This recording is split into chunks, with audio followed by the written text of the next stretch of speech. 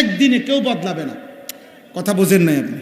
কিন্তু কলিজায় ঢুকলে, দিলের আগ্রহ থাকলে, মালিকের দয়া হইলে মালিক হাজার খুনের আসামিকেও আল্লাহর ওলি বানায় দিতে পারে।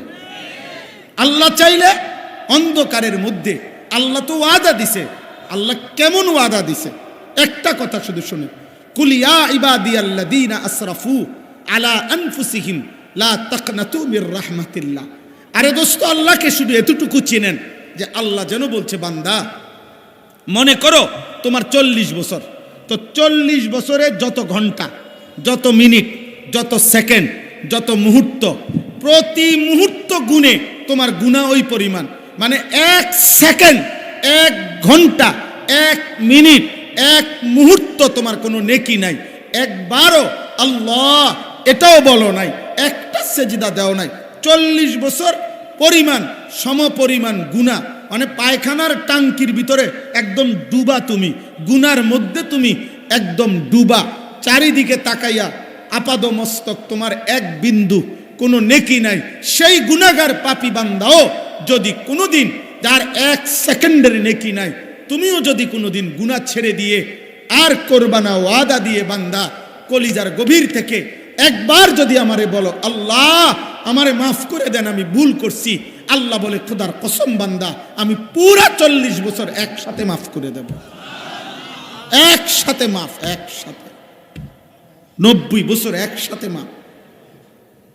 আমি এমন মালিক,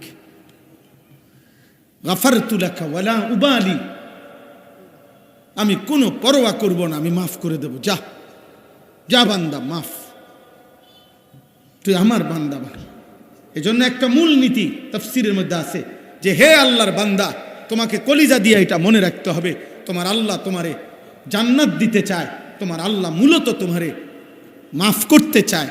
আপনি যদি বলেন কাউকে মহব্বত কইরা, ভাই আপনি আমারে আসল কথাটা কন, আসলে আপনি আমারে দিবেননি, হুদা ঘুরাইয়েন না, কথা বোঝেন নাই। আমরা অনেক সময় কই না, ভাই এত 900 কথা বাদ দেন, আপনি ক্লিয়ার কথাটা, আসলে ভিতরের কথাটা কন, আপনি আমারে দিবেননি, এটা হুদা কামে কীর্তেন ঘুরাইতেন আছেন। তা আল্লাহকে যদি বান্দা বলে, মাওলা আমি এত কথা বুঝি না, মাওলা আপনি আমার আগে পরিষ্কার মেন কথাটা কন, আপনি আমারে মাফ করবেননি, আল্লাহর কসম আল্লাহ বলবে, বান্দা আমি আল্লাহ তোকে জবান দিলাম, ওয়াদা দিলাম, আমার দিলের কথা এটাই, আমি আল্লাহ তোকে মাফ করতে চাই, জান্নাত দিতে চাই। আমার একটা বান্দাকে আমি আল্লাহ জাহান্নাম দিতে চাই। এই হলো মালিকের মুখ। এই জন্য আল্লাহ পাক, এগুলো তো অনেক সময়ের ব্যাপার, কিন্তু মক্কার বহু কাফের কালেমা পড়ার আগে রাসূলুল্লাহ সাল্লাল্লাহু আলাইহি ওয়াসাল্লামের জামানায় এমন বহু কাফের ছিল যে যেমনে দাবি করছে, আল্লাহরে জিগান, হে নবী এমনি এমনি মাফ করবুনি, আল্লাহ বলছে, বন্ধু কোন হয় এমনি এমনি মাফ। বলছে আমি আমি আমি 70 বছর এত গুনাহ করছি, তার কোনো হিসাব নাই, এত চুরি করছি, তার কোনো হিসাব নাই, এত খুন করছি, তার কোনো হিসাব নাই, এত জিনা করছি, তার কোনো হিসাব নাই। আপনি আল্লাহরে বলেন সব এক লগে মাফ করবেনি? বলছে আল্লাহকে, আল্লাহ পাক বলছে, হ্যাঁ বন্ধু বলেন, আমি সব একসাথে মাফ করে দেব, তবুও আমার কাছে আয় বান্দা, আমি তোকে জান্নাত দিতে চাই, আমি তোকে মাফ করতে চাই বান্দা। হায় বন্ধু, হায় নওজোয়ান, এমন মালিক ছেড়ে দিলাম। কোথাকার কোন ফাসেক ফুজ্জার, মোবাইল, নারী, ছবি, অস্থির দৃশ্য, আয় চুল চেহারা বেঈমানের মতো, লেবাস পোশাক বেঈমানের মতো, আচরণ, চিন্তা, কল্পনা, হৃদয়ের স্বপ্ন, আকাঙ্ক্ষা সব বেঈমান মুশরিকদের অনুসরণ।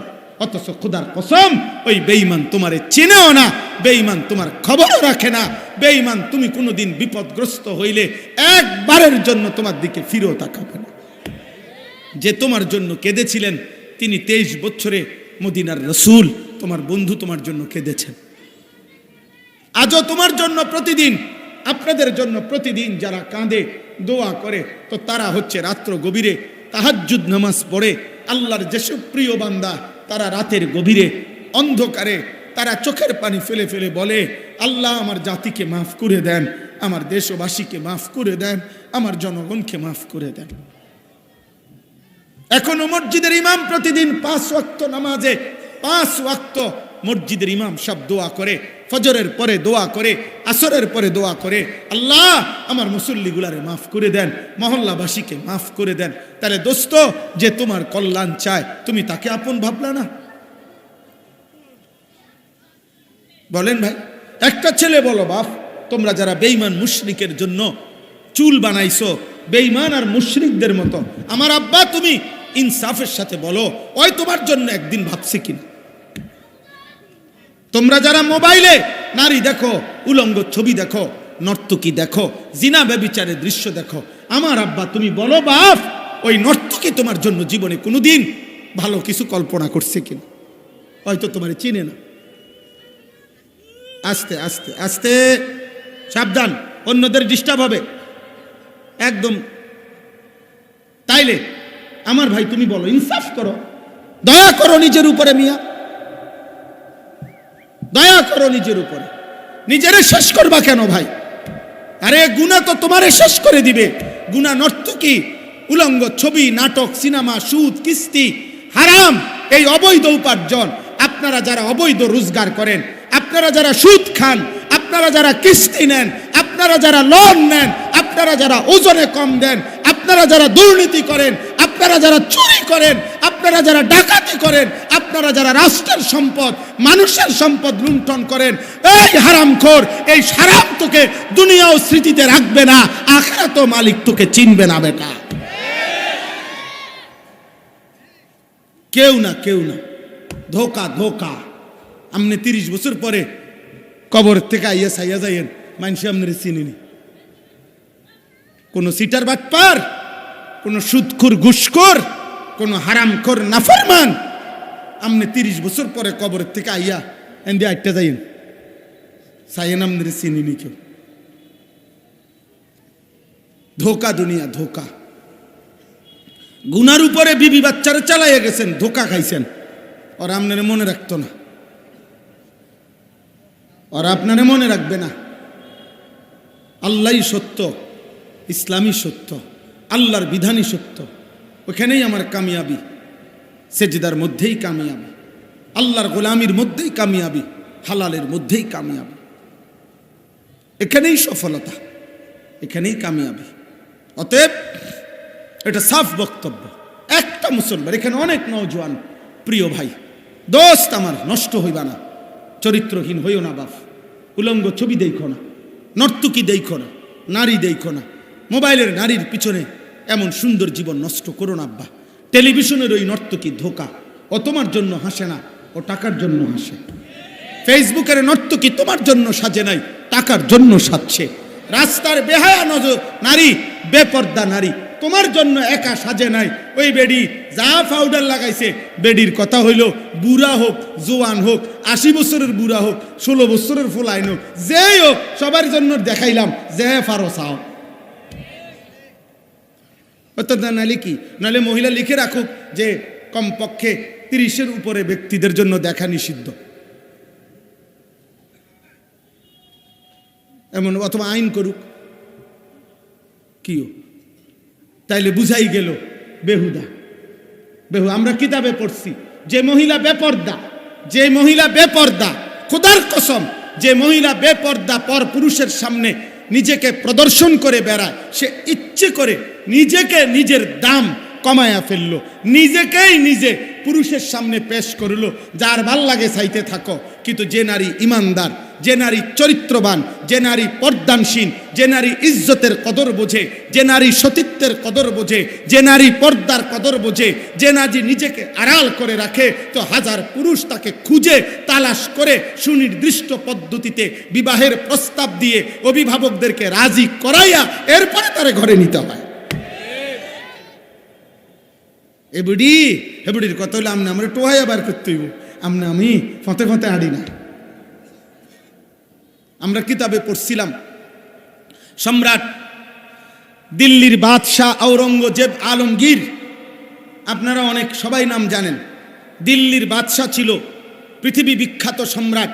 এই আওরঙ্গজেব আলমগীরের একজন মেয়ে ছিল, জেবুন্নেসা। এই মেয়ে খুব সুন্দর কবিতা লিখত, অনেক সুন্দর কবিতা লিখত আর কি। তো এই কবিতায় মুগ্ধ হয়ে একবার ওনার কবিতা পড়ে এক দেশের বাদশার শাহজাদা সম্রাট আলমগীরের কাছে চিঠি পাঠাইছে যে আমি আপনার এই কন্যাকে দেখতে চাই বিবাহের উদ্দেশ্যেই।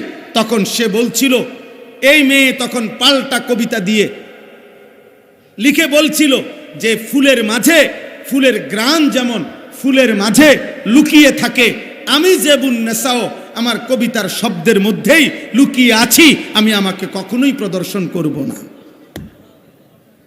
অতএব এটা জরুরি বাপ, এটা ইনসাফের কথা। আল্লাহই আমাদের সব, আল্লাহই আমাদের সব। আল্লাহ আমাদেরকে বুঝ দান করেন, আল্লাহ আমাদেরকে বিবেক দান করেন, আল্লাহ আমাদেরকে আখিরাতের ফিকির দান করেন। চলেন তো বলতেছিলাম, আল্লাহ তাআলা বলেন সব মানুষ, তাহলে দুইটা কথা বলছি। এক হলো যে আল্লাহর কাছে আখিরাত তৈরি করা, হাসরের মাঠ তৈরি করা আল্লাহর জন্য লম্বা সময়ের ব্যাপার, কথা বলে না, একটা ফু। বরং বিষয়টা কি? ইসরাফিলের একটা ফু। আর দ্বিতীয় হলো আমরা প্রত্যেকেই দাঁড়াবো নিজেদের কার সাথে? পরিচিত জনদের সাথে। এবার আসেন বাকিটা শুধু তর্জমা বলি। ওয়াকালু ইয়া ওয়াইলানা হাদা ইয়াউমুদ্দিন। আল্লাহ বলেন এই দাঁড়াইয়া প্রত্যেক নাফরমান পাপী তারা বলবে, হায় আমার আফসুস, মন্দ কপাল, সত্যি সত্যি দেখি এটা আখিরাত। হেতে মনে করছে একদিন মস্কারি করি, বুঝেন না কথাটা? একদিন ভাবছিল আমরা কি করি? মস্কারি করি। ও কত কথা এরম হুজুররা কয়, মাইক ফাইলে কে না কয়, বুঝেন না? এরম অনেক মানুষ আছে না মন্তব্য করে, আরে রাখো বেড়া হুজুররার কথা, বেড়া হুজুররার সব কথা ধরে চলন যাবনি না, আমনি কর না কদ্দুর ধরে চলতেন পারবেন, আমি এদ্দুর কই। কারে যত কথা কয়, যেত কয় এত আজাব না, তা আপনি কর না, আপনি কদ্দুর সহ্য করতেন পারবেন জাহান্নাম। এই সমস্ত বাজে কথার অর্থ আছে বলেন তো? আল্লাহ বলেন নাফরমানরা সেদিন বলবে, হায় এ দেখি আখিরাত, এ দেখি সত্যি সত্যি পরকাল। আহারে এটা তো হয়েই গেল, আমি তো ভেবেছিলাম হবে না, কথার কথা না। এরপরে দেখেন হাদা ইয়াউমুল ফাসলিল্লাযী কুনতুম বিহি তুকাদ্দিবুন। এই সাংঘাতিক কথা এটা। ফেরেশতারা তখন বলবে, প্রত্যেক পাপী তো বলবে, হায় এটা তো আখিরাত, এটা তো কিয়ামতের দিন হয়েই গেল। ফেরেশতারা তখন বলবে, বেটা এটা আখিরাত না, শুধু এটা শুধু কিয়ামতের দিন না, হাযা ইয়াউমুল ফাসল, আজকের এই দিন পার্থক্যের দিন, পার্থক্যের। আজ শুধু আখিরাত না, আজ পার্থক্যের দিন, আজ বিচারের দিন। আজ পার্থক্য হবে ইমানদার বেঈমান, সেজদাওয়ালা সেজদা ছাড়া আল্লাহর গোলামি করত, আল্লাহর নাফরমানি করত, হালাল খাইতো হারাম খাইতো, কপাল সেজদা দিত সেজদা দিত না। প্রত্যেক বিষয়ে পাপ আর পুণ্য, আরেকদিকে ঈমান, আরেকদিকে কুফর, আরেকদিকে নেক আমল, আরেকদিকে গুনাহ, প্রত্যেকটার ক্ষেত্রে আজকে পার্থক্য হবে। আল্লাযী কুনতুম বিহি তুকাদ্দিবুন, তুমি যেটাকে মিথ্যা মনে করেছিলে, আজ সেই হাসরের ময়দান তো হলোই, শুধু হবে না, আজ সত্য মিথ্যা, ন্যায় অন্যায়, হালাল হারাম সব কিছুর আলাদা আলাদা পার্থক্য হবে। আজকে একসাথে আর চলতেও পারবা না, একসাথে আর দাঁড়াইতেও পারবা না। আজ তো আমরা একসাথে বসি, একসাথে চলি, নামাজি বেনামাজি, সেজদাওয়ালা সেজদা ছাড়া, ইমানদার নাফরমান, কিন্তু খুদার কসম সেদিন ফেরেশতারা আল্লাহর হুকুমে আলাদা আলাদা করবে, আলাদা আলাদা আলাদা আলাদা করবে। এবার আলাদা যে করবে, পার্থক্য যে করবে, এই আলাদা জি না, দাঁড়ান সুবিধা নেই, আলাদা যে করবে এই সময়ে আল্লাহ পাক এই শেষ কথাটা বোঝেন, আলাদা করবে। তো আল্লাহ আলাদা করতে গিয়া পাপীদের বেলায়, এই কথাটাই মূল কথা শেষ, পাপীদের বেলায় আল্লাহ ফেরেশতাদেরকে বলবে, প্রত্যেক পাপীকে আলাদা করবার সময় তার সাথে আরো দুইজন লোকরও সাথে করবা। উহশুরুল্লাযীনা যালামু, এক, ওয়া আজওয়াজাহুম, দুই, ওমা কানু ইয়াবুদুনা মিন দুনিল্লাহ। এক, আল্লাহ বলবেন ফেরেশতা প্রত্যেক পাপীকে ইমানদারদের থেকে আলাদা করার সময় তার সাথে আরো দুইজনরও একসাথ করবা, মোট তিনজন। এক, পাপী; দুই, তার পাপ কাজ করতে গিয়ে তার সঙ্গী যে ছিল সে পাপীর সঙ্গী। 3, পাপ করতে গিয়ে আমি আল্লাহকে বাদ দিয়া যার উপরে সে নির্ভর করেছিল সে। এই তিনজন পাপী, পাপীর সঙ্গী আর পাপ করতে গিয়ে। মনে রাখবেন, প্রত্যেক ব্যক্তি আল্লাহর নাফরমানি করতে গিয়ে কারো না কারো উপরে নির্ভর করে। আল্লাহকে বাদ দিই, আমার লোক আছে, আমার জনবল আছে, আমার শক্তি আছে, আমার ক্ষমতা আছে, আমার প্রভাব আছে, আমার প্রতিপত্তি আছে, ইত্যাদি ইত্যাদি।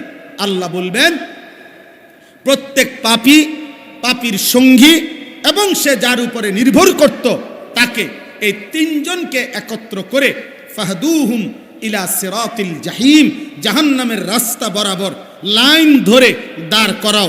জাহান্নামে এখন দিবা না, এখন শুধু এই প্রত্যেক গ্রুপে গ্রুপে তিনজন করে পাপী, পাপীর সঙ্গী, পাপ কাজে যার উপরে সে নির্ভর করছে সেই ব্যক্তি, এই তিনজনকে একসাথ করে করে করে করে তোমরা লাইন ধরাও জাহান্নামের রাস্তা পর্যন্ত। লাইন ধরাবে কেন? তো আল্লাহ বলেন এই শেষ কথা, ওয়াকিফুহুম ইন্নাহুম মাসউলুন, এদেরকে লাইন ধরে দাঁড় করাও, আমি আল্লাহ, আমি এখন একটা একটা করে জিজ্ঞেস করব। আমি আল্লাহ আমি জিজ্ঞেস করব, বলো বান্দা, সেদিন আমার সেজদা কেন দাও নাই? সেদিন কুফরি কেন করলা? সেদিন শিরিক কেন করলা? সেদিন তার উপরে কেন ভরসা করলা? রিজিক দিলাম আমি, ভরসা করলা কেন তার উপরে? প্রত্যেক পাপীর সঙ্গীকে বলবে তুমি তাকে গুনার কাজে অভ্যস্ত করাইলা কেন? বলেন। এই জন্য ছেলেরা মনে রাখো, আব্বা আমার এটা অনুরোধ, আব্বা তুমি নিজেও পাপ করো না, কোনো পাপীর সঙ্গী হইও না, তোমার উপরে ভরসা করে যেন কেউ পাপ না করে। আল্লাহর প্রতি ঈমান, আখিরাতের প্রতি ঈমান। তো আল্লাহর প্রতি ঈমান এই দাওয়াত দিতেন আর আখিরাতের কথা মনে করাইতেন। তো সর্বযুগের সর্বকালের সমস্ত কাফের, বেঈমান, পাপী, মুশরিক, আল্লাহর অবাধ্য যারা, গুনায় ডুবা যারা, তাদের মূল আপত্তি আখিরাত নিয়ে। আল্লাহকে কম বেশি অনেকেই মানতে চায়, স্বীকার করে, কিন্তু আখিরাত, মৃত্যুর পরে নির্দিষ্ট একটা সময়ে আবার হাসরের মাঠ কায়েম হবে, বিচারের একটা ময়দান হবে, সকলকেই বিচারের মুখোমুখি হইতে হবে। আজকের এই দুনিয়ার সমস্ত যাবতীয় ভালো মন্দ কর্মকাণ্ডের প্রতিদান নিতে হবে এবং এর আলোকে শাস্তি কিংবা শান্তি মিলবে, জান্নাত কিংবা জাহান্নাম। এই বিষয়টা প্রত্যেক যুগের কাফেররা, অবিশ্বাসীরা, পাপীরা মানতে চাইত না, বরং এর কাউন্টারে, এর বিপরীতে নানাবিধ যুক্তি দেখাইত, এটা সেটা বলার চেষ্টা করত। এমনিতে মানে যে আল্লাহ সব কিছু করতে পারে, সর্বশক্তিমান, কিন্তু আবার এটা বলতো যে না, আল্লাহ তাআলা কবর থেকে এই মৃত মানুষ মাটির সাথে যে মিশে গেছে, সে আল্লাহ তাআলা তাকে আবার কই পাবে, কেমনে আবার উঠাবে, কিভাবে হাসরের মাঠ হবে। এই কথার উপরে কোরআনুল কারীমের মধ্যে আছে। মক্কার কাফেররাও, বেঈমানরাও প্রতিনিয়ত নবী সাল্লাল্লাহু আলাইহি ওয়াসাল্লামকে বিভিন্নমুখী যুক্তি পেশ করত, শয়তানি কথা বলতো। কথা একটাই ঘুরায় ফিরায় বলতে চাইতো, আল্লাহর পক্ষে মৃত্যুর পরে নির্দিষ্ট সময়ে পুনরায় হাসরের ময়দানে উঠানো অসম্ভব। এটাকে তারা মানতে চাইতো না। কোরআনুল কারীমের মধ্যে আছে, ওয়াকালু আইদা ওয়ালালনা ফিল আরদ আইন্না লাফি খালকিন জাদীদ। কাফেররা বলতো, মুহাম্মদ, আমরা মাটির সাথে মিশে নিশ্চিহ্ন হয়ে যাব, মাটির সাথে মিশে একদম হারিয়ে যাব, তো পুনরায় নতুন করে আবার আমাদেরকে আল্লাহ সৃষ্টি করতে পারবে? কিভাবে সম্ভব? কিভাবে সম্ভব? এটা পাবে কোথায়? এইভাবে বলতো, প্রতিনিয়ত তর্ক করত। মক্কার একজন কাফের একদিন উটের একটা পুরাতন হাড্ডি নবী সাল্লাল্লাহু আলাইহি ওয়াসাল্লামের কাছে সামনে এনে ভাইঙ্গা হাড্ডিটাকে গুঁড়া গুঁড়া করছে, একদম পাউডার পাউডার বানাইলেছে, বানাইয়া ফু দিয়া উড়াইয়া দিছে। তো বলছে, মোহাম্মদ তুমি যে বলো সব কিছুকে পুনরায় হাসরের ময়দানে ফেরত আনা হবে, তো তুমি বলো যে এই হাড্ডিটাকে ফেরত আনবে কিভাবে, এটা পাইবে কোন? এটা তো আমি গুঁড়া করে পাউডার বানাই ফেলছি, আমি তো শূন্য উড়াই দিলাম, এটা তার অস্তিত্ব নাই। এইভাবে বলতো। এই সূরার মধ্যে আছে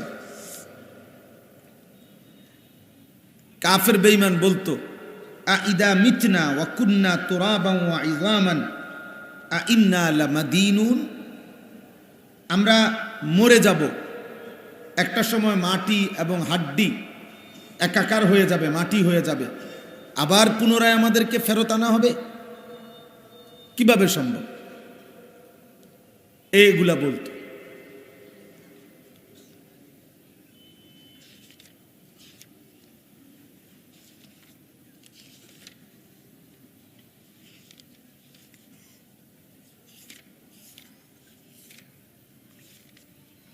এই শুনেন, এ আরো আছে। মক্কার কাফেররা বলতো, ফাকাল আল কাফিরুনা হাদা শাইউন আজীব, মুহাম্মদ এটা বড় আশ্চর্য কথা। কোনটা? যে আইদা মিতনা ওয়া কুন্না তুরাবা, আরে আমরা তো মরেই যাব, আমরা তো মাটি হয়ে যাব, তো পুনরায় আবার আমাদেরকে ফেরত আনা হবে। যালিকা রাজউম বাঈদ, এটা অনেক দূরবর্তী অবাস্তব কথা, সামান্য অবাস্তব না, ভীষণ অবাস্তব, অনেক বেশি অবাস্তব, অনেক বেশি অযৌক্তিক, সামান্য অযৌক্তিক না। এই কোরআনুল কারীমের মধ্যে এরকম বহু জায়গায় আছে যে বেঈমানরা প্রতিনিয়ত আপত্তি উত্থাপন করত, আখিরাত, হাসরের মাঠ, পুনরুত্থান, কবর থেকে পুনরায় হাসরের মাথায় উঠানো, এটা অসম্ভব, অযৌক্তিক, অবাস্তব, এটা করতে পারবে না। আল্লাহ তাআলা বলেন কোরআনের অন্য জায়গায় যে হে নবী আমার, একটা জিনিস মনে রাখবেন, পৃথিবীর এই সমস্ত বেঈমান, কাফের, নাফরমান, পাপী হাসরের ময়দানের ব্যাপারে যত আপত্তি উত্থাপন করতেছে, বাস্তব কথা হইল, ভিতরে ভিতরে মূল কথা হইল, ওরা সকলেই জানে আমি আল্লাহর পক্ষে সবই সম্ভব, আমি তো সর্বশক্তিমান। তারাই বলে ঈশ্বর সর্বশক্তিমান, সৃষ্টিকর্তা সর্বশক্তিমান, এটা তারাও বলে, সবাই বলে। তাইলে তারা যিনি সর্বশক্তিমান, তার অর্থই তো হলো সব বিষয়ে যিনি পূর্ণ শক্তি রাখে, তো এইটাও তো তিনি পারবেন, এটা তারাও জানে, তারাও বুঝে। তো বলে, তো এগুলো বলে কেন যে মাটির সাথে মিশে যাব, হারিয়ে যাব, একাকার হয়ে যাবে, কোত্থেকে আমাদেরকে পুনরায় উঠাবে, কেমনে পাবে, এগুলো বলে কেন? আল্লাহ তাআলা বলেন, বাল হুম বিলিকাই রাব্বিহিম কাফিরুন, মূল বিষয় হলো কোনোভাবেই তারা হাসরের ময়দান, আমি আল্লাহর সাক্ষাৎ বিচারের মুখোমুখি হওয়া, এটা প্রত্যাশা করে না, এটা চায় না। এটা যদি মেনে নেয়, এটা যদি স্বীকার করে, এটা যদি গ্রহণ করে, তাইলে তাদের এই অসভ্য জিন্দিগি, নাফরমানের জিন্দিগি, পাপের জিন্দিগি কেমনে পালন করবে? এরা এই নোংরামি, এই জেনা, ব্যভিচার, চুরি, ডাকাতি, মদ, জুয়া, নারী, অশ্লীলতা, খুন, খারাপি, কুফর, শিরিক কেমনে করবে? তাহলে কেমনে করে? যদি একথা মানে হ্যাঁ বিচার হবে, তো বিচার হইলে তো আপনি যেহেতু মানেন, তো আপনিই তো প্রথম সংশোধন হওয়া দরকার। হাসরের মাঠ হবে, একথা আমি মানি, একথা বলা মানেই তো হইল, তাহলে আপনি যেহেতু মানেন, তা আপনি সংশোধন হওয়া দরকার না? আপনি গুনাহ ছেড়ে দেওয়া দরকার না? পাপ ছেড়ে দেওয়া দরকার না? এই কারণে আল্লাহ তাআলা বলছে, যতুক বেঈমান, কাফের, মুশরিক আপনার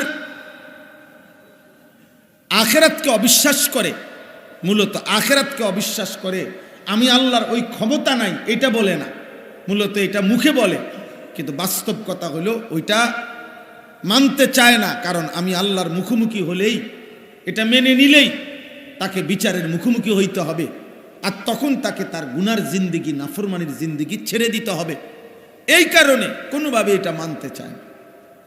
আজকের পৃথিবীতেও মনে করেন, একেবারে বাংলাদেশ বলেন আর যেই দেশেই বলেন, সারা পৃথিবীর কাছে এই কথা স্পষ্ট, ইসলামের যাবতীয় বিধিবিধান যৌক্তিক, ইনসাফপূর্ণ। ইসলামের যাবতীয় বিধান একটি সমাজ, মুখে মানুষ, ব্যক্তি বিশেষ যেই যায়, একটি সমাজ যেরকম পুত পবিত্র, উন্নত, সুন্দর, অন্যায়, অশ্লীলতা, বেহায়াপনা মুক্ত, নিরাপদ একটি সমাজ যারাই চায়, তার জন্য একমাত্র চূড়ান্ত, পরীক্ষিত, শ্রেষ্ঠ, নিরাপদ মাধ্যম ইসলামের অনুশাসন। এইটা একেবারে ইয়াকিনের সাথে প্রত্যেকটা মানুষই জানে, ইমানদারও জানে, কাফেরও এটা জানে। পৃথিবীর তাবৎ ইহুদি খ্রিস্টানরাও জানে, নাস্তিক মুরতাদরাও জানে, আল্লাহ দ্রোহীরাও জানে, সব পাপীরাও জানে, সব বুদ্ধিজীবীরাও জানে, সব পণ্ডিতরাও জানে, সবাই জানে। কিন্তু মূল বক্তব্য হইল কোনোভাবেই ইসলাম, ইসলামী অনুশাসন, ইসলামের হুকুম আহকাম, ইসলামের বিধিবিধান, ইসলামী শরিয়া, কোরআন সুন্নাহর অনুশাসন, এটা কোনোভাবেই বাস্তবায়ন হতে দিবে না। কারণ ওরা জানে এটা মেনে নিলেই, এটা বললেই তাদের অসভ্যতার যুগ যুগ ধরে চলমান এই দুনিয়া জীবন এটা বন্ধ হয়ে যাবে। এটাই বাস্তবতা, এটাই বাস্তবতা। আপনি গন্তব্য জানেন, আপনি সজাগ, আপনারে আমি উঠামু কেমনে? আপনি ইচ্ছা করে চোখ বন্ধ করে রাখছেন, আমি চিৎকার দিলেও তো আপনার ঘুম ভাঙবে না, কারণ আপনি তো ঘুমে না, আপনি তো সজাগ। সজাগ মানুষের উঠাইব কি বলে?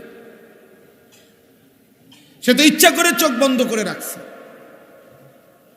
মূল বিষয়টা তো এটা, যার কারণে আপনারাও দেখছেন, শুনতেছেন, চতুর্দিকে একটি নির্বাচনকে সামনে রেখে সবার বক্তব্যের মূল টেনশন, বিভিন্ন জনের কাছে বিভিন্ন জনের জিজ্ঞাসা কেবল একটাই, ইসলামী শাসন কায়েম করবেন কিনা, ইসলামী শরিয়া কায়েম করবেন কিনা, মাথা ব্যথা শুধু এটা নিয়ে।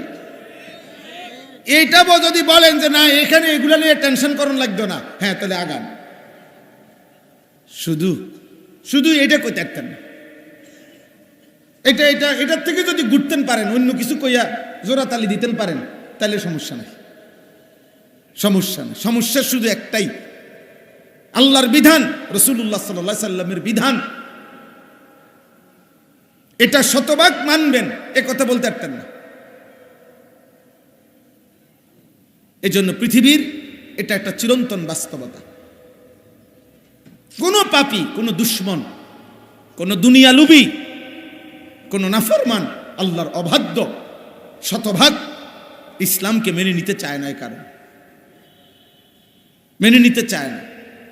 রাসূলুল্লাহ সাল্লাল্লাহু আলাইহি ওয়াসাল্লামের জামানায় সম্ভ্রান্ত নারী চুরি করছে, উচ্চ বংশীয় নারী, নবীজি সাল্লাল্লাহু আলাইহি সাল্লাম হাত কাটার বিধান দিছে।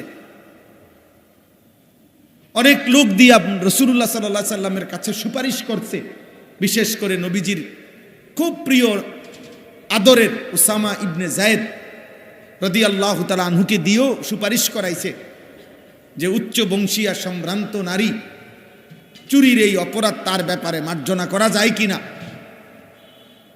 তখন আল্লাহর নবী সাল্লাল্লাহু আলাইহি ওয়াসাল্লাম স্পষ্ট ভাষায় বলছিলেন, ওয়াল্লাহি লাউ আন্না ফাতিমাতা বিনতে মুহাম্মদ সারাকাত লাকাতাতু ইয়াদাহা, আল্লাহর কসম, যদি মুহাম্মদের কন্যা ফাতেমা চুরি করে, আমি মুহাম্মদ নিজে তার হাত কাটব। তাহলে এই যে বিষয়টা, অথচ আইন, মনে রাখেন, যেই কোনো রাষ্ট্রের কিছু না কিছু আইন তো আছেই, আইন তো আছেই, কিন্তু ওরা বুঝে বাকি সব আইনে ফাঁকফোকর আছে, কিন্তু আল্লাহর বিধান, কোরআন সুন্নাহর আইনের মধ্যে কোনো ফাঁকফোক নাই, সব স্পষ্ট। সব পরিষ্কার, সব পরিষ্কার। এজন্য আপনি এই টেনশন করবেন কেন? ইসলামী শরিয়া, ইসলামী আইন, আরে ভাই অপরাধী ছাড়া কোন নিরপরাধ ব্যক্তির উপরে ইসলামের বিধান, শরীয়তের কোনো আইন কার্যকর করা হবে না। এটা নতুন করে বলার কি? ইসলামী শরীয়তের প্রত্যেকটা বিধানের শর্ত, শারায়েত, নিয়মাবলী, সকল সাক্ষ্য প্রমাণ সবকিছুই তো শতভাগ স্পষ্ট। আপনি এটা বিচার বিশ্লেষণ করে না আপনি এটা বাইর করতে পারেন যে এই আইনটা গ্রহণ করলে এটার মধ্যে এই ফাঁক থাইকা যায়, এই দুর্বলতা, আইনের এই দুর্বলতাটা থেকে যায়, এমন তো নাই, এমন তো কিচ্ছু নাই। রাসূলুল্লাহ সাল্লাল্লাহু আলাইহি ওয়াসাল্লাম বলেছেন, সকালের যেই সূর্যটা আকাশে পূর্ণ উঠে আলো ছড়ায়, এমন একটি আলোকিত সূর্যের, প্রখর আলোকিত দিন, যেই আলোকিত সূর্যের সামনে কোনো বৃষ্টি নাই, মেঘ নাই, কোনো দাগ নাই, কোনো আড়াল নাই, কোনো কুয়াশা নাই, কোনো কালো চিহ্ন নাই, একদম ফকফকা ধবধবে আলোকিত দিন।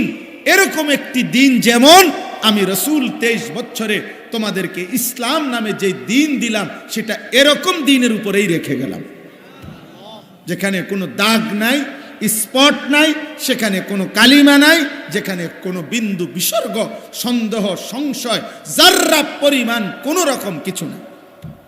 লাইলুহা কানাহারিহা, রাত দিন বরাবর, সকাল সন্ধ্যা বরাবর, ঘর বাহির বরাবর, দেশ রাষ্ট্র বরাবর আল্লাহর বিধান, রাসূলুল্লাহ সাল্লাল্লাহু আলাইহি সাল্লামের বিধান, শরীয়তের অনুশাসন, ইসলামের দিক নির্দেশনা সবখানে সমান। এক গ্লাস পানি খাবে কিভাবে, এই ব্যাপারে ইসলামের বক্তব্য স্পষ্ট। একটি রাষ্ট্র কিভাবে পরিচালনা করবে, এই ব্যাপারেও ইসলামের বক্তব্য স্পষ্ট।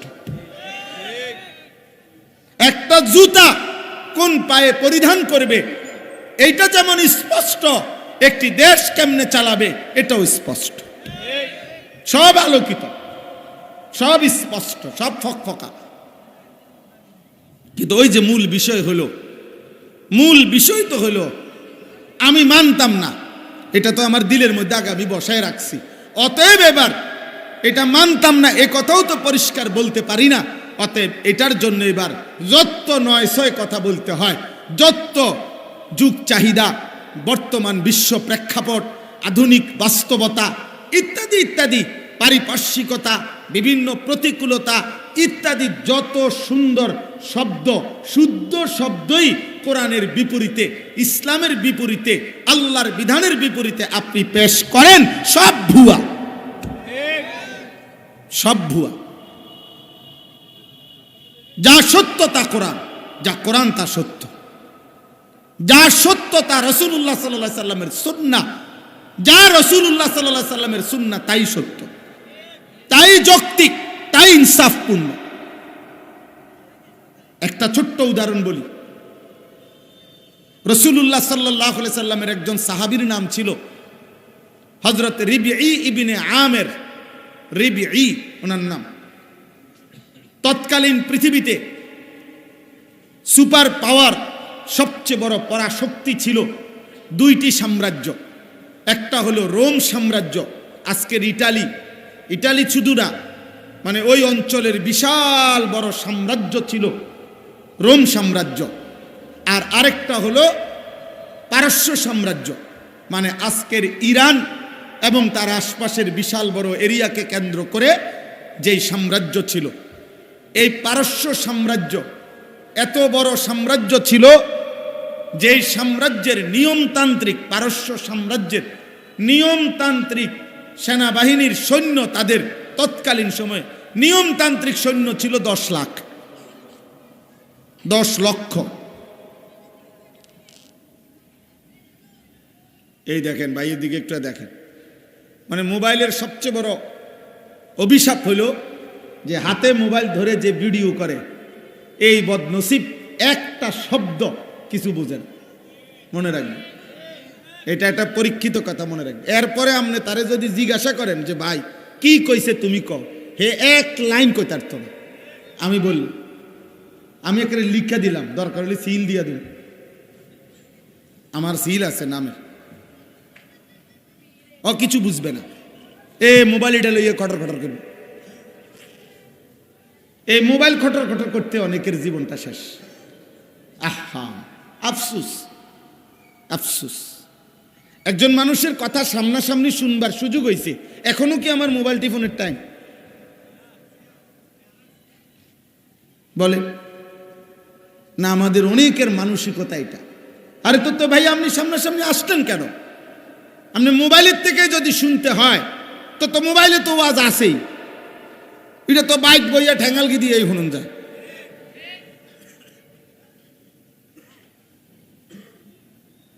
আশ্চর্য বুঝ আমাদের এই দুঃখের কথাটা আমি অনেককেই বুঝাই পারি না, কোনোভাবেই বুঝতে চায়। যেমনি হোক, যত কৌশল করে হোক একটা ছবি উড়াইব। জীবনের সফলতা এটা। হুজুরের সাথে একটা ছবি উড়াইছে, মাটির তলে দিয়া হোক, চাঁদের দেশে গিয়া হোক, যেমনি হোক একটা ছবি উঠাই তারছে। আমার দুনিয়া আখেরাত কবরের আজাব, আমার 14 গোষ্ঠীর বংশের আজাব মাপ। যেখানে ফিরতে হইবে এনে তো ছবি দেখাইবে, যে আশরাফি হুজুরের লগে ছবি, ফেরেস্তা কবি ইন্না লিল্লাহ, তাই তো আপনার ফেটন যেত না। আপনার ছবি যেহেতু আশরাফি হুজুরের লগে, আপনারে কেমনে ফিটব? আল্লাহ আমাদেরকে বুঝ দান করে।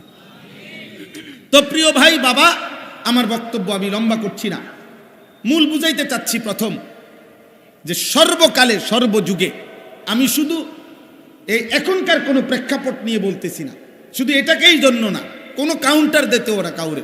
আমি রাজনীতির মানুষ না, আমার কোনো মার্কা নাই, মনোমার্কার প্রচারণাও করি না, কিন্তু আমি বলার উদ্দেশ্য এই কথাটা বুঝানো যে একজন মুমিন, তো ওই সাহাবী রিবঈ ইবনে আমের 10 লক্ষ কাফেরের সৈন্যের মোকাবেলায় ওনারা যখন মুসলিম বাহিনী মাত্র 30,000 যুদ্ধ করতে গেছিলেন হযরত ওমর রাদিয়াল্লাহু তাআলা আনহুর জামানায়, তখন পারস্যের সেনাপতি রুস্তম, এই পৃথিবীর ইতিহাসের একজন ঐতিহাসিক বড় সেনাপতির নাম মহাবীর রুস্তম কয়। এই রুস্তম বাস্তবিক পক্ষেই ছিলেন, এই পারস্যের সেনাপতির নামই ছিল বড় রুস্তম।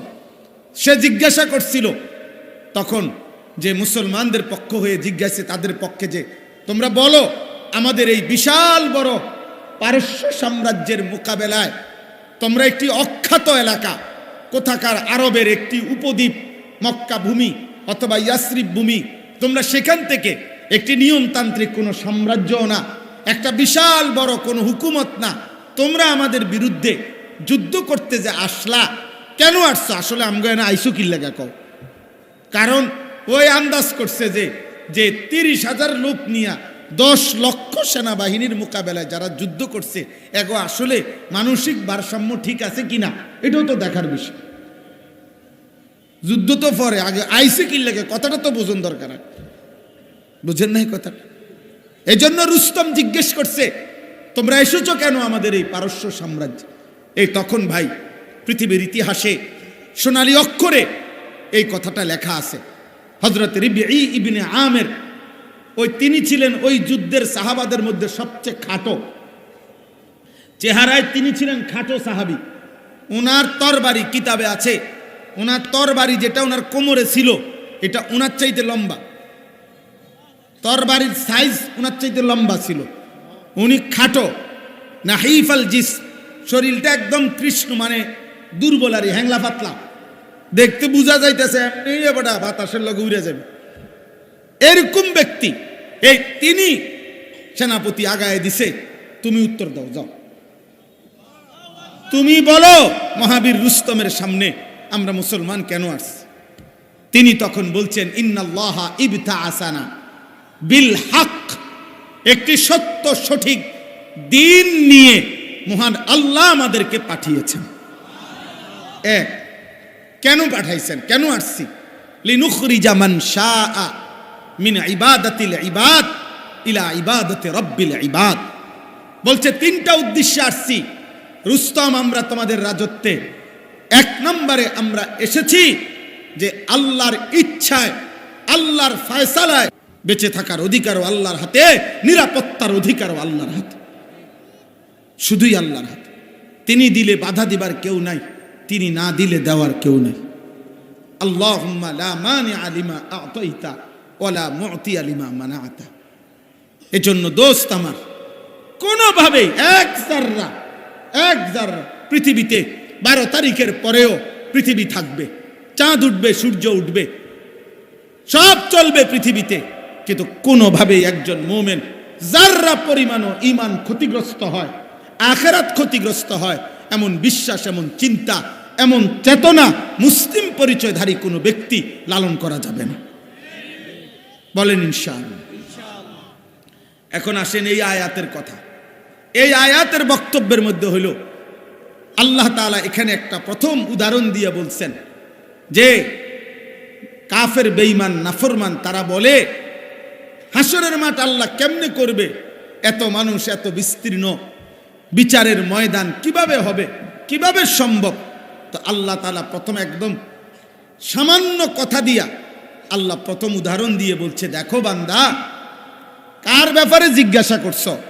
আমি আল্লাহ, আমি এই কায়নাতের সৃষ্টিকর্তা, আমি পারবো কিনা হাসরের মাঠ কায়েম করতে, বিচারের ময়দান কায়েম করতে? তুমি আমার ব্যাপারে সন্দেহ করছো, তুমি আমার ব্যাপারে জিজ্ঞাসা করছো। তুমি কারে জিগাইতেছো যে পারবেন কিনা? ব্যাপারটা বলছো কাকে? তোমার একটুর আন্দাজও নাই। কোরআনুল কারীমের মধ্যে আছে, ওমা কাদারুল্লাহ হাক্কা কাদরি। হায় বান্দা, তোমরা তো আল্লাহকে আন্দাজই করতে পারো না। তোমাদের মালিক কত বড় তোমরা তো এটা বুঝতেই পারো না, বুঝতেই পারো না। আন্দাজি কর, অহুয়া আলা কুল্লি শাইইন কাদির মানে কি? তুমি তো বুঝোই নাই, তুমি তো আন্দাজি করতে পারো নাই আল্লাহ কত বড়, আর আল্লাহর শক্তি কত বড়, আল্লাহর সৃষ্টি কত বড়, আল্লাহ তাআলার ক্ষমতা কত বড়, আন্দাজি তো করতে পারো নাই। এই জন্য আল্লাহ পাক রব্বুল আলামিন এখানে বলতেছেন যে শোনো বান্দা, ওই হাসরের ময়দানটা কায়েম করা, এটা করতে আমার 6 দিন 9 দিন, 6 মাস 9 মাস, 6 বছর 9 বছর লাগবে এমন না। বিরাট কোনো প্রস্তুতি লাগবে এমন না। অনেক ফাইলিং করতে হবে, অনেক ফিলার উড়াইতে হবে, অনেক বড় সামিয়ানা টাঙ্গাইতে হবে, এমন কিচ্ছু না। আর এই দুনিয়ার উপরে, এই সৃষ্টির উপরে হাসরের মাঠ কায়েম করার জন্য প্রস্তুতি নিতে আমি আল্লাহর সময়ের প্রয়োজন শুধুমাত্র আমার ইসরাফিলের সিঙ্গার একটা ধ্বনি, একটা ফু, একটা ফু। এই কথাটাই প্রথম বলছে, ফা ইন্নামা হিয়া জাজরাতুন ওয়াহিদা। আল্লাহ তাআলা বলেন আখিরাত কি? তো আল্লাহ তাআলা বলেন ফা ইন্নামা হিয়া জাজরাতুন ওয়াহিদা। সব কিছু কবরের নিচেই থাকবে, মাটির নিচেই থাকবে। ইসরাফিল প্রথম ফু দিলে সব কিছু ভেঙে পড়বে, আর আল্লাহর সমস্ত সৃষ্টি মাটির নিচে চলে যাবে। মানুষ, গরু, জিন, সমস্ত জীব জন্তু, কীট পতঙ্গ, আসবাবপত্র, এক কথায় মাটির উপরে এখন যা আছে প্রথম ফু দিলে সব নিচে চলে যাবে। সব কিছু কাঁপতে কাঁপতে গোটা আসমান ও জমিন ধ্বংস হয়ে নিচে চলে যাবে। অতঃপর আল্লাহ বলেন, আমি আল্লাহ যখনই হাসরের ময়দান কায়েম করতে চাইব, ইসরাফিল আরেকটা বিকট ফু দিবে, সিঙ্গার একটা বিকট আওয়াজ বের হবে। এক আওয়াজেই তৎক্ষণাৎ মাটির নিচের সমস্ত মানুষ দাঁড়িয়ে একে অপরের দিকে তাকাইতে থাকবে, একজন আরেকজনকে তৎক্ষণাৎ চিনে ফেলবে। ফাইদা হুম ইয়ানজুরুন, শুধু ফু দিবে আর মাটির নিচের সব মানুষ দাঁড়িয়ে যাবে আর একজন আরেকজনের দিকে দেখতে থাকবে, দেখতে থাকবে। এখানে দুই কথা। এক কথা হইল এই জমিনই হাসরের মাঠ, আমাদের এই জমিনটাই হাসরের ময়দান। হাসরের ময়দান শুধু আল্লাহ তাআলা হাসরের ময়দানের জন্য ওয়াইদাল আরদু মুদ্দাত, প্রয়োজন পরিমাণ জমিন লম্বা করবেন, প্রশস্ত করবেন, যেটুকু মালিকের দরকার। এজন্য এটাই হাসরের ময়দান। এই গোটা পৃথিবীর এই জমিন এটাই হাসরের মাঠ। এটাকে শুধু আল্লাহ তাআলা লম্বা করবেন, এটাকে আল্লাহ তাআলা বিস্তার করবেন। এটা কোরআনুল কারীমের আয়াত। ওয়া ইদাল আরদু মুদ্দাত, জমিনকে লম্বা করা হবে হাসরের মাঠের জন্য। এক কথা। 2 নম্বর কথা হলো, আমাদের প্রত্যেকেই এটা মনে রাখতে হবে, আমরা হাসরের মাঠে আমাদের প্রত্যেকের পরিচিত ব্যক্তিদের সাথেই আমরা দাঁড়াবো। এটা খুব মনে রাখতে হবে। যার যার চলাফেরা উঠা বসা যাদের সাথে ছিল, আপনি যেই মহল্লায় চলতেন ফিরতেন, আপনি যেই মানুষদের সাথে উঠা বসা করতেন, খোদার কসম আপনি হাসরের ময়দানও এদের সাথেই দাঁড়াবেন। আমনেরে আমারে সিনের মানুষের লগে দাঁড় করাইতো না, আপনারে আমারে জাফানের মানুষের লগে দাঁড় করাইতো না। ফাইদা হুম ইয়ানজুরুন, একে অপরকে দেখতে থাকবে, চিনতে থাকবে, দেখবে, আরে তুমি, আরে আপনি। এইভাবে কোরআন শরীফে আছে, হাসরের ময়দানে বান্দার আমল নামা যখন ডান হাতে দেওয়া হবে, সাথে সাথে সে একটা চিৎকার দিয়া এই উপস্থিত তার পরিচিত সব লোকদেরকে দেখায় বলবে, হা উমুকরাউ কিতাবিয়া, দেখো আমার আমল নামা পড়ো, দেখো আমার নাম জান্নাতীদের কাতারে উঠছে। দেখো দেখো, ইকরাউ কিতাবিয়া। আপনজন, ওই ছেলে, এই চালাকি করো না আব্বা, ভাইয়া চালাকি করো না, দোস্ত দুষ্টামি করো না, তুমি মোবাইল ঘুরাইতেছো কেন, কেন ভিডিও করছো? আবার হেদিকে সাহেব মনে হচ্ছে বুঝছি না। আমি তো বুঝছি ভাই, এটা আমার সাংঘাতিক বদ অভ্যাস, আমারই বদ অভ্যাস। ধরেন আমি নিষেধ করার পরে যে মোবাইল উঠায়, আমি যেন অটোমেটিক আল্লাহর কুদরতে এটা দেখি, অন্য অনেক কিছু দেখি না, কিন্তু এটা দেখি আমি। আমার কথা হলো মনোযোগ চাই, মনোযোগ হলে বরকত হয়। একদিনে কেউ বদলাবে না, কথা বোঝেন নাই আপনি। কিন্তু কলিজায় ঢুকলে, দিলের আগ্রহ থাকলে, মালিকের দয়া হইলে, মালিক হাজার খুনের আসামিকেও আল্লাহর ওলি বানায় দিতে পারে। আল্লাহ চাইলে অন্ধকারের মধ্যে, আল্লাহ তো ওয়াদা দিছে। আল্লাহ কেমন ওয়াদা দিছে? একটা কথা শুধু শুনে, কুল ইয়া ইবাদিয়াল্লাযীনা আসরাফু আলা আনফুসিহিম লা তাকনাতু মির রাহমাতিল্লাহ। আরে দোস্ত, আল্লাহকে শুধু এতটুকু চিনেন যে আল্লাহ যেন বলছে, বান্দা মনে করো তোমার 40 বছর, তো 40 বছরে যত ঘন্টা, যত মিনিট, যত সেকেন্ড, যত মুহূর্ত, প্রতি মুহূর্ত গুণে তোমার গুনাহ ওই পরিমাণ। মানে 1 সেকেন্ড, 1 ঘন্টা, 1 মিনিট, 1 মুহূর্ত তোমার কোনো নেকি নাই।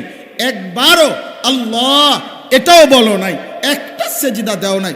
40 বছর পরিমাণ সমপরিমাণ গুনাহ, মানে পায়খানার টাঙ্কির ভিতরে একদম ডুবা তুমি, গুনার মধ্যে তুমি একদম ডুবা, চারিদিকে তাকাইয়া আপাদ মস্তক, তোমার এক বিন্দু কোনো নেকি নাই।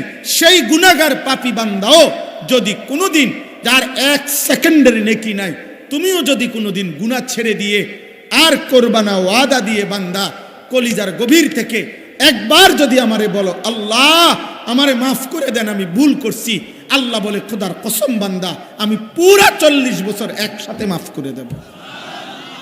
একসাথে মাফ, একসাথে 90 বছর একসাথে মাফ।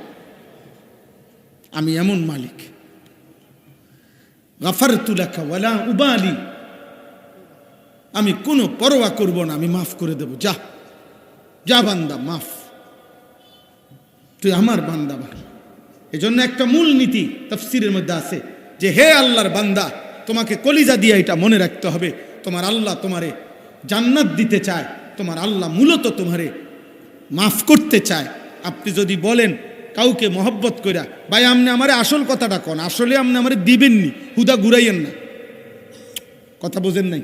আমরা অনেক সময় কই না, ভাই এত 900 কথা বাদ দেন, আপনি ক্লিয়ার কথাটা, আসলে ভিতরের কথাটা কন, আপনি আমারে দিবেননি, এটা হুদা কামে কীর্তেন ঘুরাইতেন আছেন।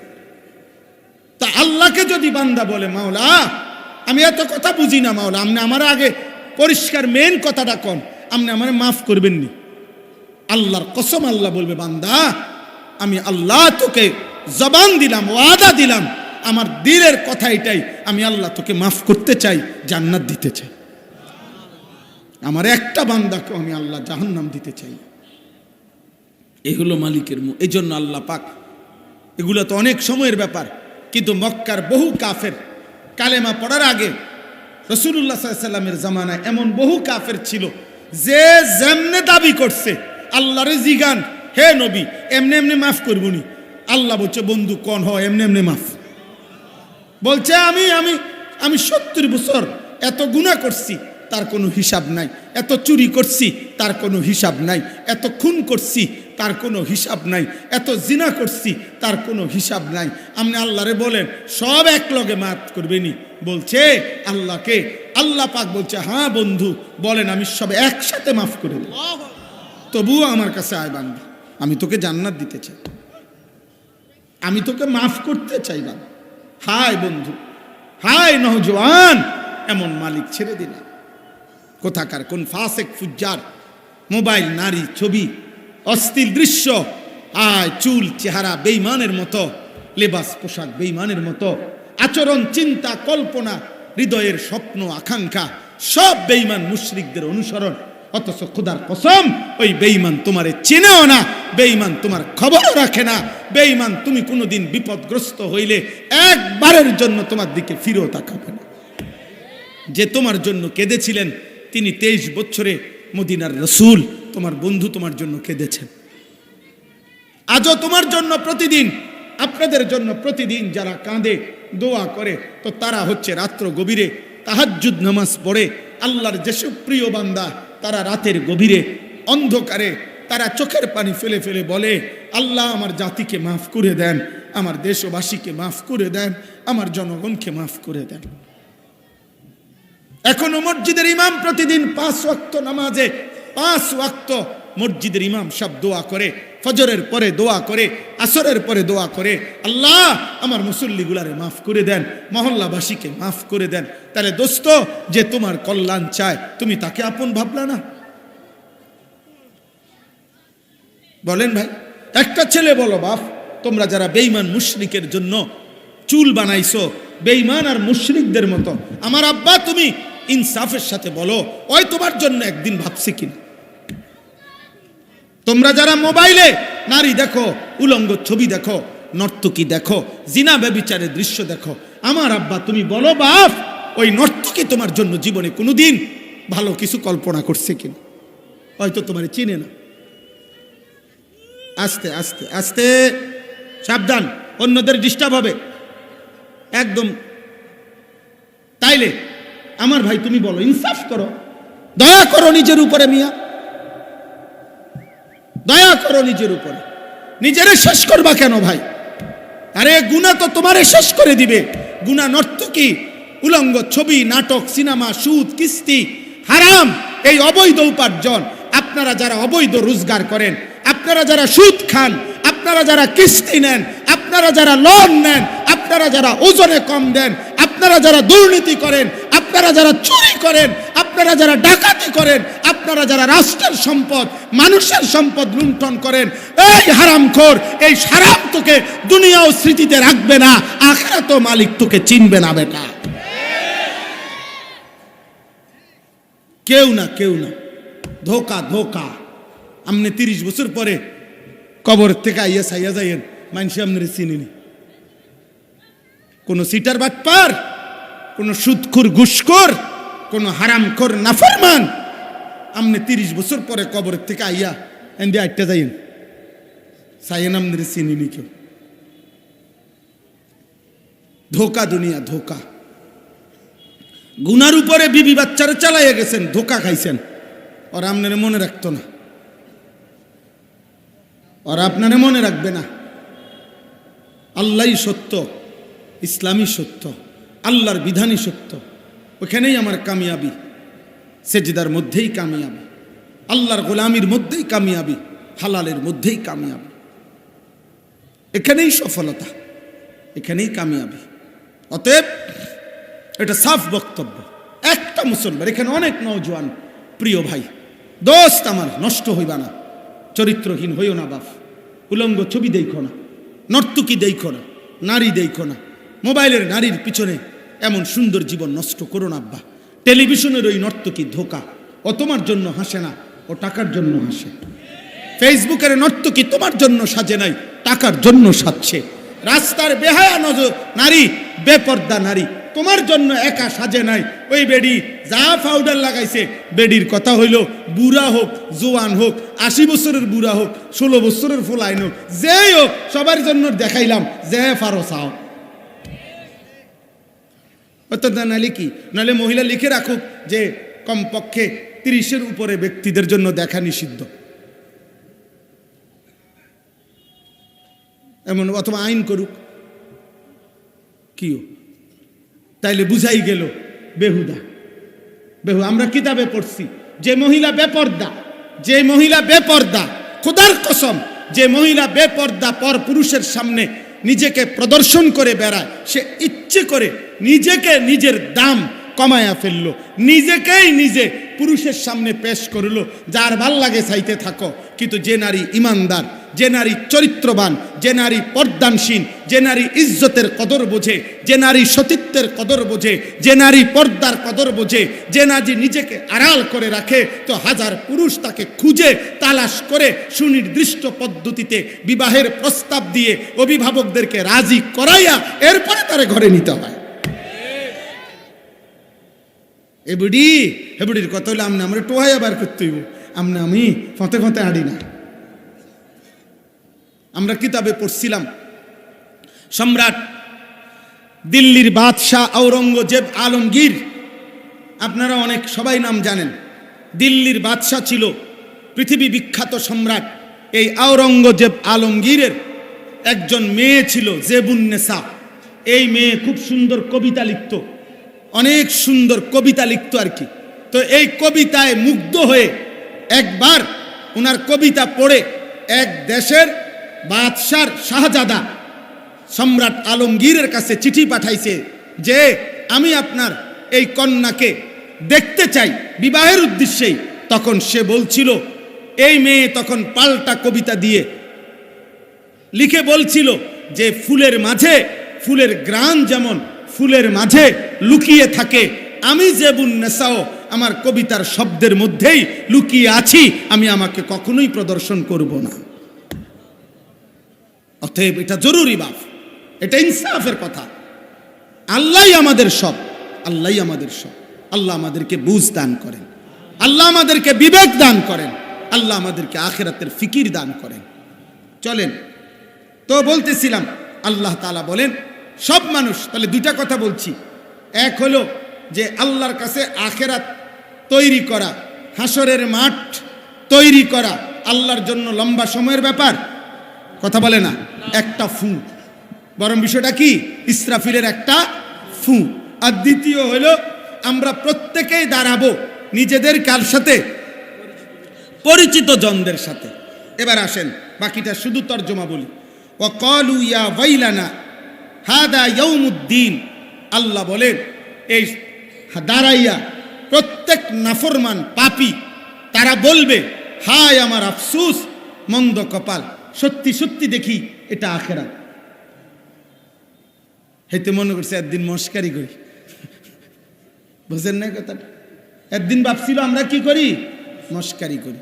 ও কত কথা এরম হুজুররা কয়, মাইক ফাইলে কে না কয়, বুঝেন না? এরম অনেক মানুষ আছে না মন্তব্য করে, আরে রাখো বেড়া হুজুররার কথা, বেড়া হুজুররার সব কথা ধরে চলন যাবনি না, আমনে কন না কদ্দুর ধরে চলতেন পারবেন, আমি এদ্দুর কই। কারে যত কথা কয়, যেত কয় এত আজাব না, তা আমনে কন না, আপনি কদ্দুর সহ্য করতেন পারবেন জাহান্নাম। এই সমস্ত বাজে কথার অর্থ আছে বলেন তো? আল্লাহ বলেন নাফরমানরা সেদিন বলবে, হায় এ দেখি আখিরাত, এ দেখি সত্যি সত্যি পরকাল। আহারে এটা তো হয়েই গেল, আমি তো ভেবেছিলাম হবে না, কথার কথা না। এরপরে দেখেন, হাদা ইয়াউমুল ফাসলিল্লাযী কুনতুম বিহি তুকাদ্দিবুন, এই সাংঘাতিক কথা। এটা ফেরেশতারা তখন বলবে, প্রত্যেক পাপী তো বলবে, হায় এটা তো আখিরাত, এটা তো কিয়ামতের দিন হয়েই গেল। ফেরেশতারা তখন বলবে, বেটা এটা আখিরাত না, শুধু এটা শুধু কিয়ামতের দিন না, হাজা ইয়াউমুল ফাসল, আজকের এই দিন পার্থক্যের দিন, পার্থক্যের।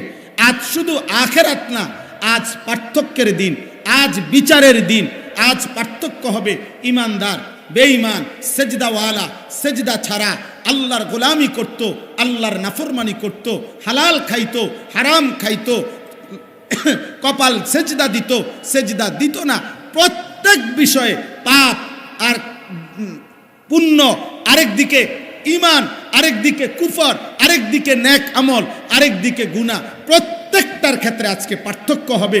আল্লাযী কুনতুম বিহি তুকাদ্দিবুন, তুমি যেটাকে মিথ্যা মনে করেছিলে, আজ সেই হাসরের ময়দান তো হলোই, শুধু হবে না, আজ সত্য মিথ্যা, ন্যায় অন্যায়, হালাল হারাম সব কিছুর আলাদা আলাদা পার্থক্য হবে।